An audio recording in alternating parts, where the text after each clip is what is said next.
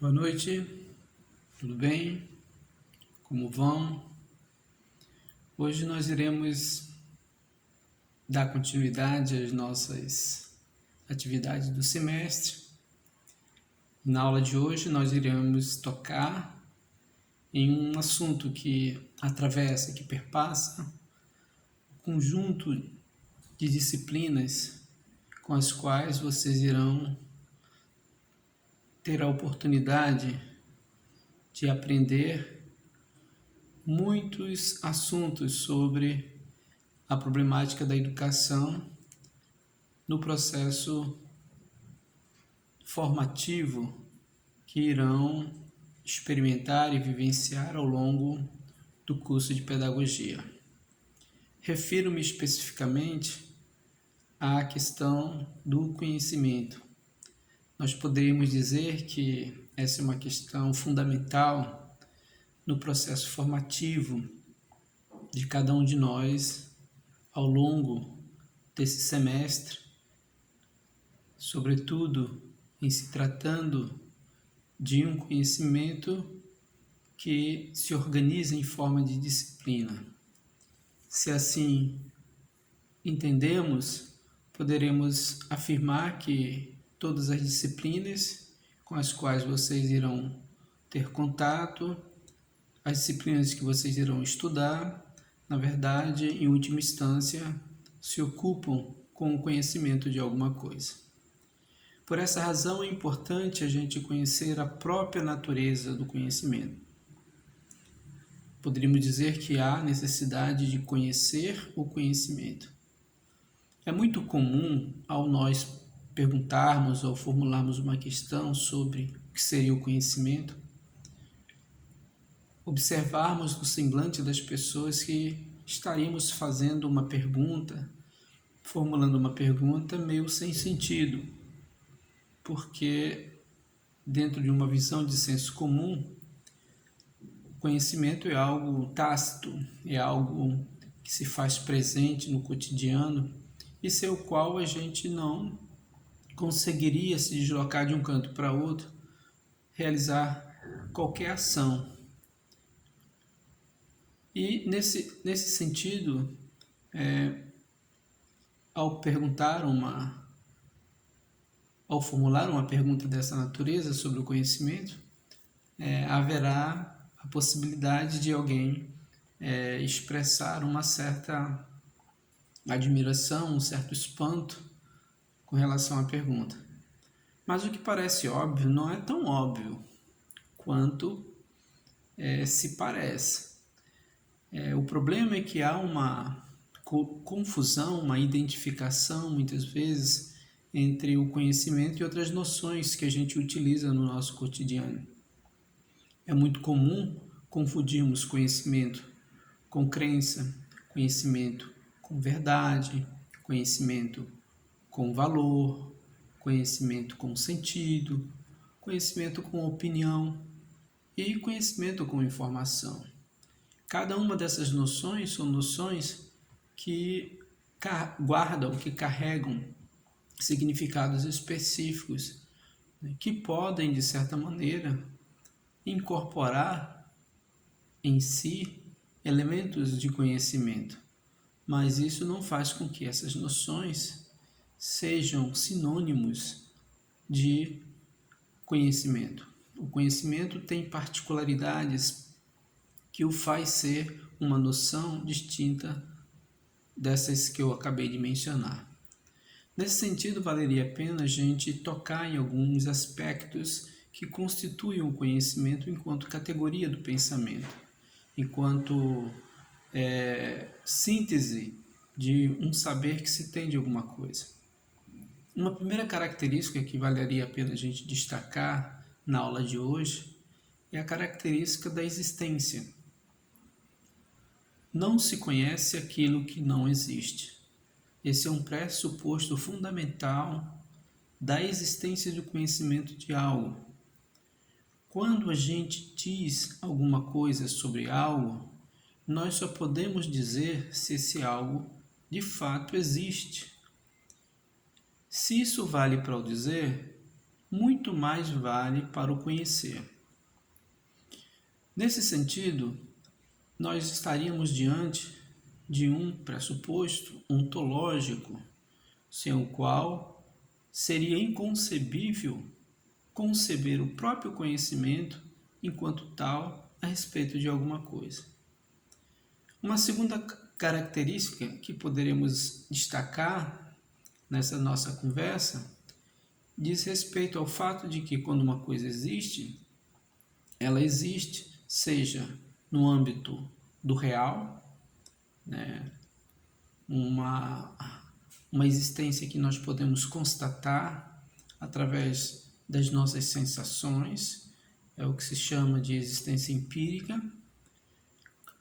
A gente pode ver, a gente pode cheirar, a gente pode saborear, a gente pode ouvir, a gente pode tocar, né? Então, o real constitui-se, nesse aspecto, por elementos de existência empírica. Mas a existência das coisas não ocorre somente no âmbito da empiria. Nós poderemos ter coisas que existem, mas do ponto de vista simbólico. Então, quando a gente diz, por exemplo, que o Batman, que o Homem-Aranha ou que a mula sem cabeça existem, né? Nós poderíamos dizer que essa existência ela não é real, porque nós não conhecemos a existência de alguma pessoa com as características do Homem-Aranha ou do Batman ou da mula sem cabeça.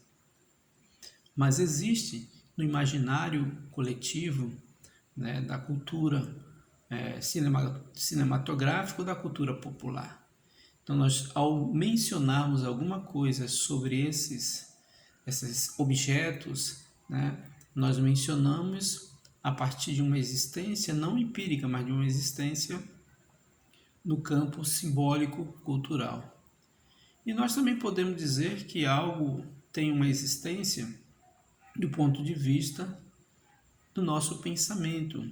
Então, quando a gente formula uma ideia, quando a gente constrói, elabora uma opinião, quando a gente produz uma teoria, quando a gente emite uma determinada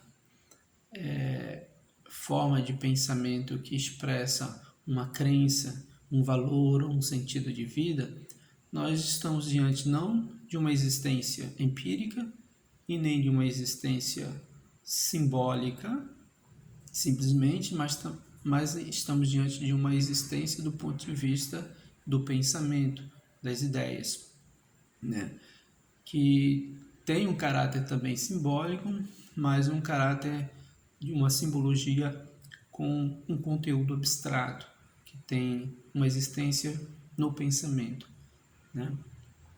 Então, ao se falar sobre alguma coisa, só podemos falar se ela existe nesses 3 níveis ou em algum outro nível que aponte determinado tipo específico de existência. Além dessa característica da existência, nós teríamos uma segunda característica que tem uma relação direta com a questão do existir, que é a questão da objetividade. Se algo existe em um desses níveis ou dessas dimensões, ela tem uma objetividade. Ela não depende da subjetividade das pessoas, do modo como elas compreendem, do modo como elas concebem, né, aquela coisa, se ela de fato existe. Então, independente da minha subjetividade, né, o pensamento existe, a natureza existe, a sociedade capitalista existe, a cultura cinematográfica existe, independente da nossa subjetividade. Então, nós teríamos aí uma segunda característica do conhecimento, que é o conhecimento se refere à objetividade das coisas que existem, né?